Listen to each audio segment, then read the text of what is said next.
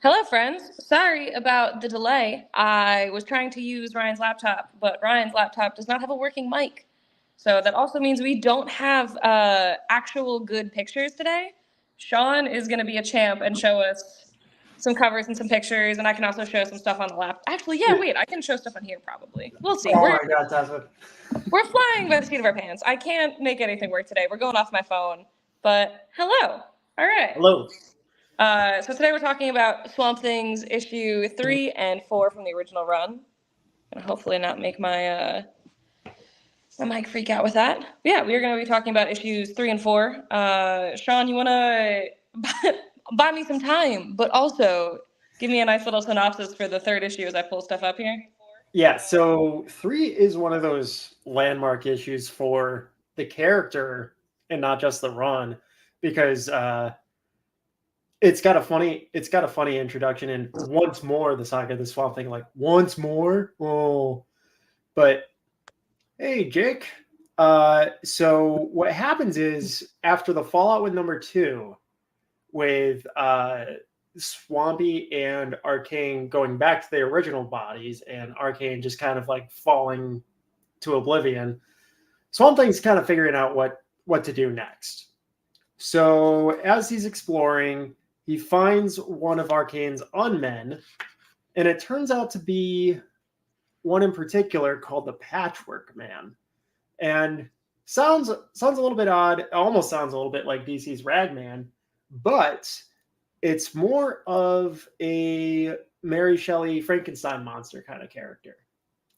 And the big twist in here is that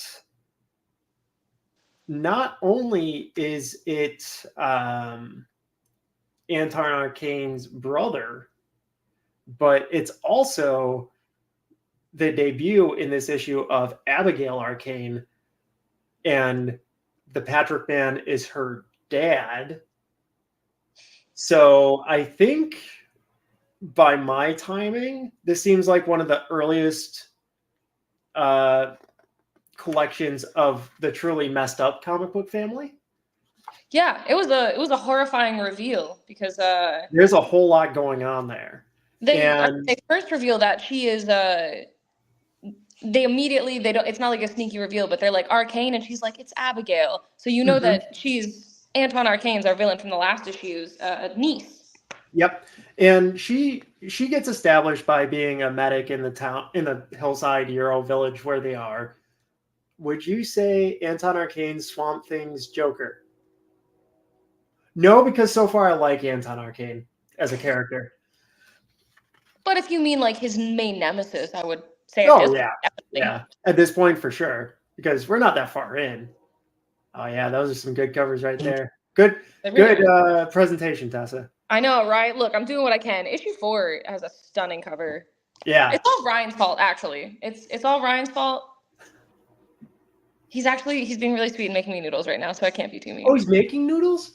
He's hand making noodles. I'm kidding. He's just making ramen, but I'm very excited. Hey, that's still great. But anyways, Abigail is a medic in the town, and she falls into the story as Matt Cable is following Swamp Thing around, be like, I need vengeance for my 2 friends ever, Alec and Linda Holland, which he wasn't even that nice towards. But anyways, the way I read it in that first issue, I thought it was way more of like a working relationship. I didn't realize that they were not buds.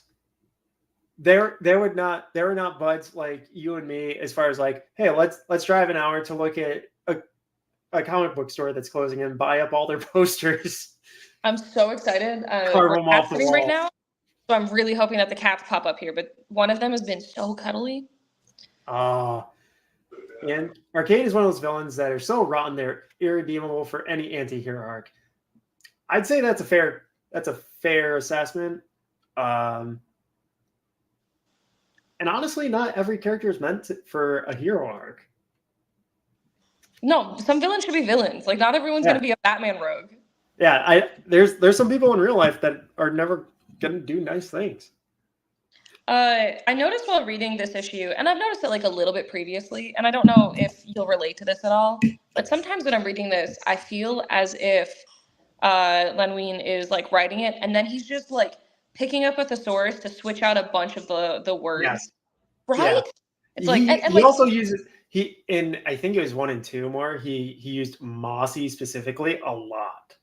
Exactly when it is referring to specifically describing, especially visually, Swamp Thing, then it's like, cool, yeah, that makes sense. You can't just say swampy monster over and over again. So like all of those, I'm like, yeah, sure, they're calling you a million things, and I like that. But it'll just be like, hey, I need a better word to describe sky, and I like it, but it's just got a very like kitschy Bronze Age comic feel of just I need to. Especially when it falls into the actual dialogue and not just the narrative, that it really stands out. Definitely. Yeah, Marvel definitely needs to stop redeeming Norman Osborn. You're right. Again, horrible presentation. We know, but I do really like this first layout. How you can see all the cities in the background. Really gives perspective of this man who is looking from the outside in. Yeah. So as the Patchwork Man and Swamp Thing kind of their paths cross, they have the inevitable fight, but then they both realize, oh, we're both trying to protect Abigail from everybody else that's going nuts. So I'll pick up the book at this point. There's basically this sequence where there's the big fight and there's an epic illustration there, but then they're like, oh, we're both the tortured monsters here. Hey, speaking of tortured monsters, hey. There is a page in here that's so sad. I'll upload these to my Instagram stories later because I'm sad about this. But yeah, my favorite one is definitely when they're both on the bridge. And that's exactly where we are. It's the fact that the Patchwork Man is like, oh my God, finally, someone will get it. I tried to save him earlier. He knows I'm not trying to hurt her. And he's like, they both can't really speak. It's implied, and he was so hopeful, and he was like, very powerful. He'll understand, he'll get it. And then it's like, no, nobody gets it. Everyone thinks I'm just trying to hurt this person. Yeah, and the whole bridge sequence is like 6 pages. It's so sad though. Yeah. When I messaged you, this book is so sad, that's entirely what I was referring to. I think the sadder part for me is the like both Swampy and Patchwork Man realizing like, okay, we're somehow the same cloth. Like we weren't necessarily perfect humans in our human life, but we're still alive, and we did not agree to it this way. This isn't spicy at all if you want to try it. I'll make it available. Okay. But yeah, they do so like I said, like the Anton reveal is not subtle, it's not slow at all. It's how you meet Abigail. Yep. But it's a very slow reveal of how they tie the two together. It's like, oh, that's my crazy uncle. Yeah. That's just how he is. Yeah, she has no idea this is her father. We kind of get a slow reveal of it throughout the story. That's done in a really nice way. But she doesn't know until he's basically just kind of giving her like a pleading look as he's falling to his death. And she's like, Dad? Yeah. A form that wears the semblance of a smile on its once human face as he kind of falls into the debris. It's like, oh, well, okay. He saved her, I guess. Yeah. But then the issue closes and sets up for number 4 with a seaplane taking off with Cable and Abigail, and then Swampy just kind of tags on the outside, holding on physically to this and nobody notices. Like that's a whole Twilight Zone episode right there. And like, oh, whatever. This 547-pound 7'4" green mossy humanoid is hanging on the wing, but nobody notices. Yeah, as we enter, did you have any closing thoughts or anything on issue 3 here? I don't know. We kind of went through that pretty quickly, didn't we? I mean, even when I was taking screenshots for the beautiful presentation that we clearly have, I had way more for the next issue. Yeah. So I had more notes with this one, but I also read these at like 3 a.m. Frankenstein and Beauty and the Beast equals Swamp Thing. Yeah, that's a good Kind call. of. So one thing I was thinking of is, where was the rest of DC and when Swamp Thing started in 1972 specifically? So this was a time where DC acquired Fawcett Comics, so they started doing the Marvel family, the Shazams.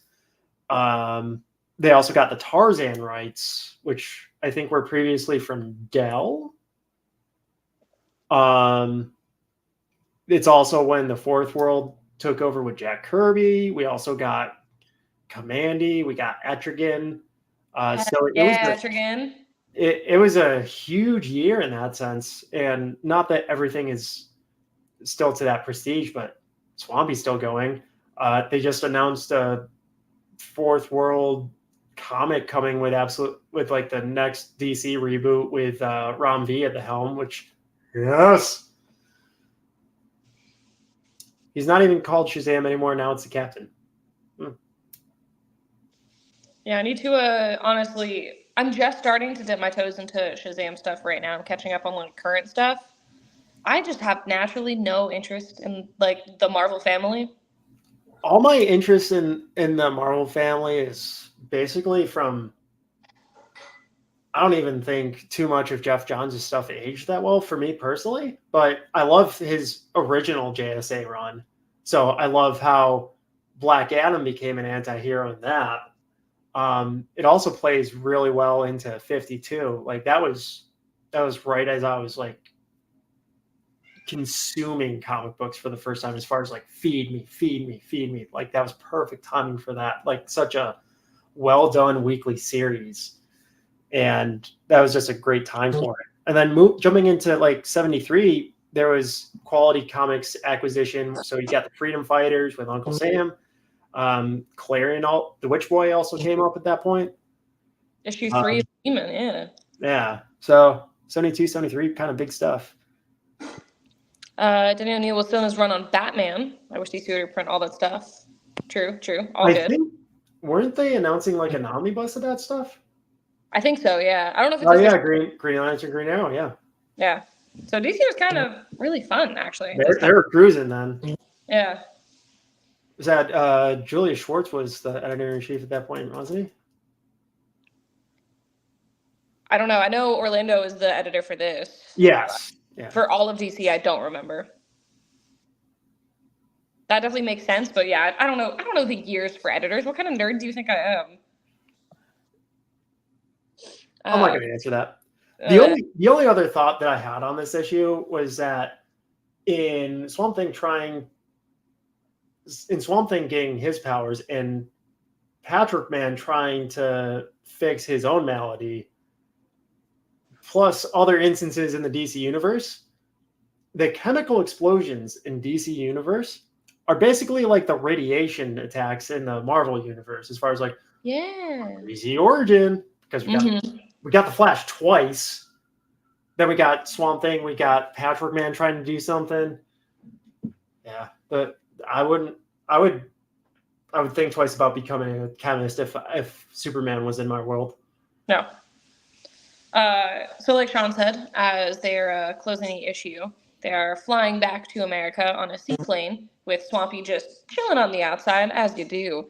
And you open the next page to the plane already crashed. Don't know what's going on. You see Swampy in the forefront and don't know what's up. Great shot. Yeah, it's. I really love the type. The Monsters on the Moors, I think, is just a gorgeous title. Great title. That shot where he's basically impaled by the wreckage. So cool. There was a panel that I screenshotted that I thought was very funny, that just the way the foreground and the background lined up, it looked like the plane was just in the carriage, like the older couple just popped it in the back. But made me laugh. But so we see an older couple examining the wreckage, seeing who's still alive. They are technically saving Matt Cable and Abigail from the wreckage. They are taking the human bodies, making sure they're okay, like putting them in the carriage, making sure everything's, everyone's kicking. But Swampy's hearing the way they're talking and like they're raising some red flags. They're a little sus. And so Swampy's like, I'm going to follow these dudes. I don't trust them. And also, I want to say, the dog that I expected to be like a throwaway in the first issue was still in the last issue. Yeah. And so, plane crashes, haven't seen him yet, but he was in the last issue. He's hanging out with Matt. It's Matt Cable's dog now. And this couple takes them to their house, and they're trying to like take care of them, and then the dog does come running in or whatever, and Matt's like, oh my god, I forgot because there was a plane crash. I was a little distracted. I almost wonder if they forgot about the dog in writing the issue too. Probably, like, because I so thought he was just gonna like disappear, like no acknowledgement at some point, but the fact that he's here, I'm very surprised. Yeah. Jake Rowan here is talking about Julia Schwartz is not talked about enough for DC history. Totally fair. Yeah, so they take them to their home and try to heal them all up. And again, horrible presentation, but I'm obsessed with this page. I think that this full page spread is just super, super stunning. Which page is that? The first full page of Swampy with like the moon in the background. Okay. Yeah, like 5 pages in or something. Oh, yeah, got it. I can make you full screen, I think. So, Leia, yeah, show the people. But this stunning page is Swamp Thing seeing, yeah, that's so gorgeous. I love how the moon Give looks. me crowd because I'm not Tessa, so I don't know how to lay things out for like live shows yet. I mean, clearly, I'm not doing so hot with that myself right now, so. Yeah. But Swampy sees this totally eerie looking to us as the viewer, this creepy castle-like mansion. Yeah. And as we go inside, the older couple is, making sure everyone's okay and comfy, the equivalent of like giving them a blanket and some water, whatever. And obviously, they're not exactly going to leave on the plane. And suspiciously, the horse that they were going to leave on isn't there. So they're like, hey, you just stay another night. We live in the middle of nowhere. Like, no one's going to be here for a day or two. You just crash on our couch. You good, homie. And Abigail and Cable are outside. And there's some, I don't know, they're getting like that feeling, like someone's following them. They're like hairs in the back of their neck, standing up. They're all creeped out. And eventually they turn around, and there is some really, the way they draw this is almost like it's just way more pen and ink than everything else. Yeah. And this creature's been following them around. Nobody can tell what it is, but there's some monster, and they've heard of like deaths in the area happening. Super creepy. So they're hiding out in the house, and they'll stay there for another night. And there's this beautiful transformation page as you realize that it is the sun turning into a werewolf. And this one looks like a dope, by the way. Just like, He's having a rough time, all right? That's a good dog fun. Jesus. But obviously, Swampy was hearing that this older couple wasn't exactly of pure heart. And they've been staging situations so that planes crash basically in their backyard. Whenever it is like just really bad weather. That's pretty inventive, honestly. Like, but it's honestly like really weird. Like, we need a body, so we're gonna just try to crash a bunch of planes. Like, that's the easiest way, because they said this has never worked because everyone from the wreckage always dies because it's planes. Like, plane crashes isn't exactly like, that's, it's not gentle. Yeah, that's a pretty fatal thing to happen. And so let's rewind a second. The reason that Cable and Abigail and the pilot lived was because Swamp Thing broke the fall of the plane. So what I was gonna say was that they kind of go back and they're like, hey, like, what do you remember before crashing? And they're like, yeah, there was some kind of like runway lights, and this is a seaplane, but we figured that's better than nothing, so like let's just try and do it gently. But yeah, the only reason that worked at all was because Swampy was like, all right, cool, I guess I'll get on the front of the plane and just absorb the entire impact, save everyone's so much strength and mass. And then we find out that there was no actual runway. It was just a bunch of string lights that the couple put out. Yeah. Just trying to trick any planes into seeing like, oh yeah, that looks like a runway. Yeah, all right, let's go for it. And so their idea is very old school medicine, which I don't think really made sense in the 70s when this happened, but they were like, cool, our son is turning into a werewolf, and we love our son. We don't want that to happen to him. So we are going to do a full body blood transfusion. So they have Matt Cable strapped down and their son strapped down, but to a lesser extent. And they're like, cool, we're going to get all of the blood out of your body, all your icky, diseased blood. We're going to move it to Matt Cable, going to get his nice, fresh, juicy blood, put it in you, and everything will be hunky-dory. And I don't think that would have worked. Hot take. I'm no, like, werewolf expert. Just to backtrack a couple times, like a few degrees, even if that was practical in a sense, no matter what universe we're talking about, DC, Marvel, whatever, there's a single thing called like blood types. Like they're just gonna blood. It's Bumpkins' birthday. Everyone say happy birthday to Bumpkins. Happy birthday, Bumpkins. Happy birthday, Bumpkins. Ryan, say happy birthday, Bumpkins. Happy birthday, Bumpkins. So it's like typing and screening. Like, was one of them A positive and the other B negative? Like, we don't know. They couldn't type and screen there. I think if you remove all of the blood from your body, I don't think it matters what blood you put back in. I think you've removed. I don't think they like work together anymore. I think it's just. It does. Really? Yeah, because because the blood's produced by the. Okay, I'm nah. It matters. I'm not gonna say why, but it matters. Okay, you're the one with like a broken pancreas, and you work in the medical industry, so like you're. Exactly. Yeah. I touch paper for a living, so. I wish I just did that. Yeah. Saturday. Yeah, part of the reason we're ill prepared is because I didn't do my share of like starting the notes because I was doing 10-hour workdays this week. No, we're not prepared just because we had a silly laptop incident. You did everything great. We don't need notes. You're fine. We have a slideshow. Yeah, that is not. Can you bring up the cover for number 4 and share it on your side, because I want to do a comparison. So we've got the cover, and even if you kind of like focus on the werewolf boy, like look at the difference in the characterization. Like he looks like a little rapscallion on the cover, but on this page, like, oh shit, we're in it now. Oh yeah, he's got much more of like a pig face. But yeah, in the book, he's got like a very like sketchy design. And I was talking with Ryan about it, and obviously I don't think this is the case whatsoever.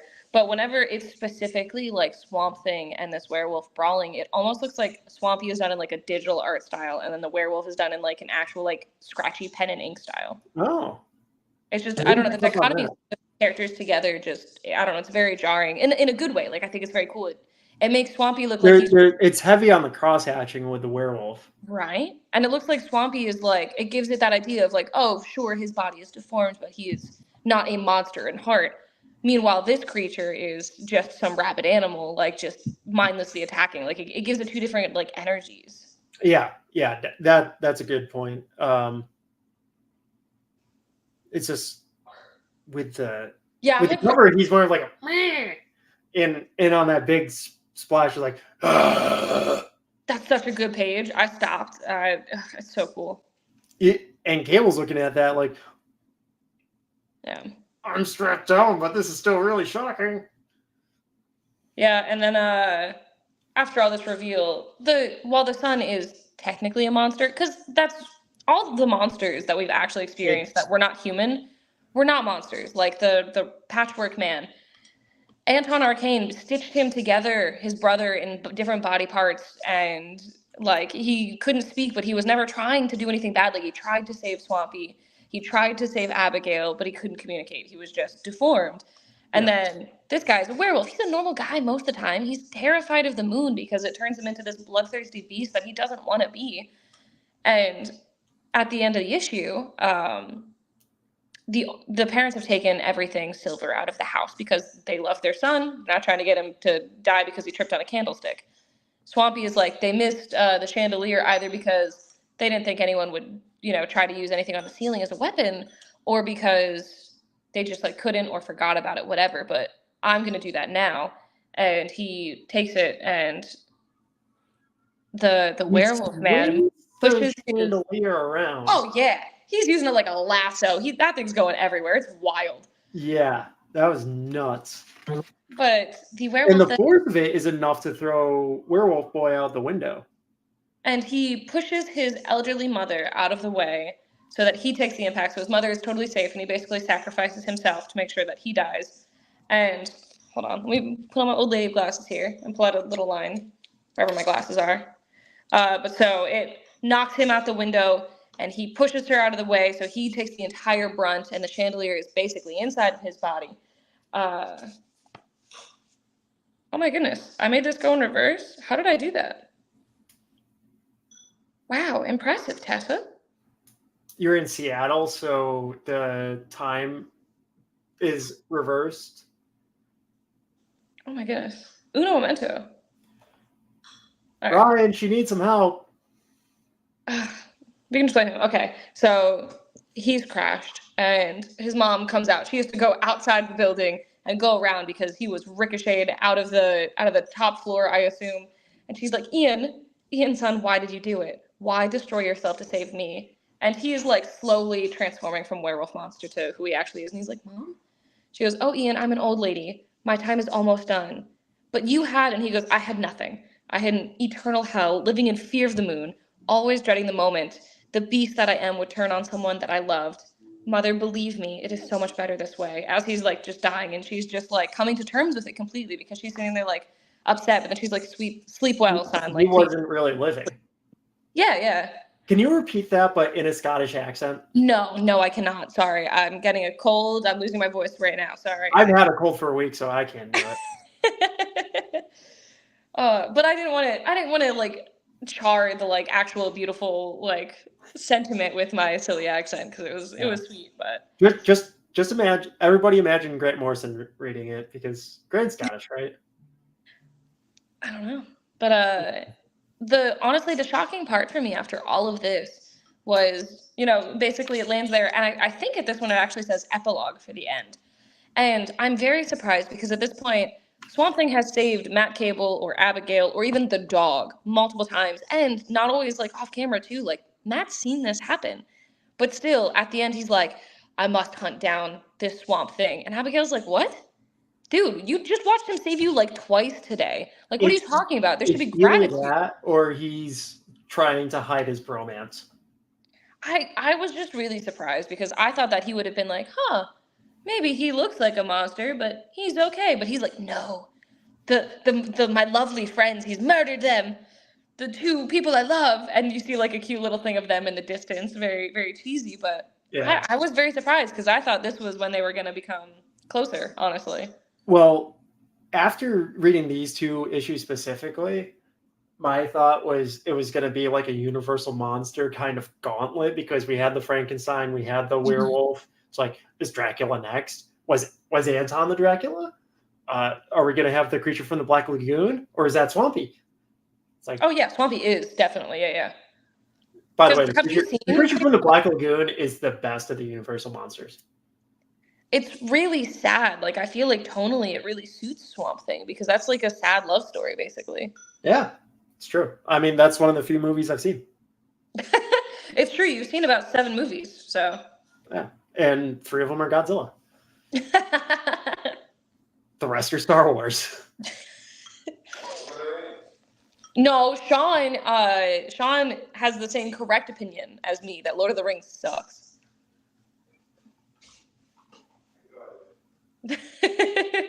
Does Ryan like Lord of the Rings? Of course he does. He's a loser. Let's get Ryan in here. We got to pad. I'm sorry, you're not a loser. Thank you very much for providing me ramen. Yeah. This isn't spicy at all, though. I'm very disappointed. What kind is it? We went to Trader Joe's for the first time today. I was very excited. Is it just their regular ramen noodles? Those are good. I don't know. It said spicy and garlic on it. It's not spicy or garlicky at all. I want to show off the cat that's behind me. There should be a cat like there. I don't know. There's a cat on this. Oh, I can maximize this window. I didn't even realize that. Yeah, I got Alphonse behind me. I can see the cat now. Here, we'll do this. Sorry if the connection gets bad because of this. But, hi, Alphonse. Hi. Yeah, it's been my little cuddle buddy. Hello. Yeah, hi. Hello. Everybody say hello to the cat. Hi, Alphonse. But yeah, do you have any closing thoughts for our super messy all over the place episode today? No. I'm just looking forward to what comes next because we get the littlest preview, like a single panel, The Last of the Ravenwind Witches. I was like, oh, okay, we're going into witchcraft next. Yo, Jake, I agree with you, Tess. Lord of the Rings sucks. Hell yeah. Okay. That's three versus one. I don't appreciate being counted as a one. Bumpkins is also saying it's, he's also saying we're lame, so. Swamp Thing versus Man Thing, Swamp Thing over Man Thing. So far, I haven't read a lot of Man Thing, but man, this Swamp Thing stuff is good. But yeah, Most I'm really of the Man excited thing that I've read because is what Steve Orlando wrote. And yeah, there's Joshua Milton covers to that. Nope, I lied. That's Martian Manhunter. Please ignore me. And the R.L. Stein ones. Yeah, those seem so fun. I only read one issue, but I enjoyed it. And there was also, I think there was a separate one that had Kevin Nolan art, so I had to get it. But I'm really excited for the next one, which I will also be reading on a plane, because you were saying that you have something for issue 7. 7, yes. Oh wait, that won't even be the next one. You like read ahead. No. What I was doing was I was going through my floppies, and number 7 was reprinted in one of them, but there's more to it in this one reprinting. So it wasn't. I told you it wasn't exciting. I mean, I like that kind of stuff. Yeah. I think it'll also play up to what we were talking about last week with the colors and such. So I was going off today about colors with Ryan. And Ryan's sitting there trying to tune me out because he's heard this a million times. So, all right. But if that is all we have, then I'll say same bat time, same bat channel, and we'll do the next 2 issues on Thursday.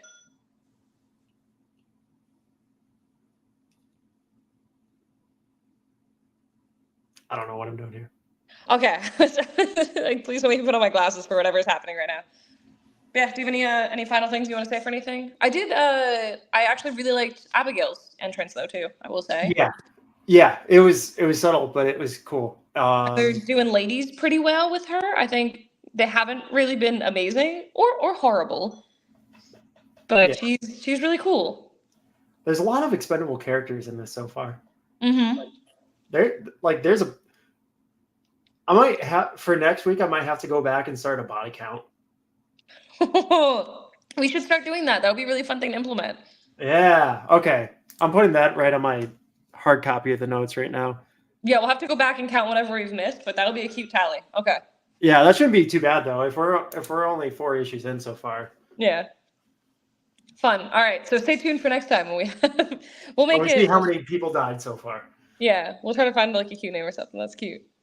All right. All right. We will see you guys next week. Until then. Oh, also, I'm remembering to do it this time, Sean. I'm remembering to do it. If you guys, the whole reason that we have this set up to be at this exact time is that I want to also promote my buddies Into the West Comics. You should go check them out on YouTube. They're fantastic. They do live shows every Thursday night. Hey, Ryan, what time does Into the West show start? Gosh darn it. I think they start at 9:30 p.m. Eastern Standard Time. You should just go check them out. They're really cool, so you can go hang out with them.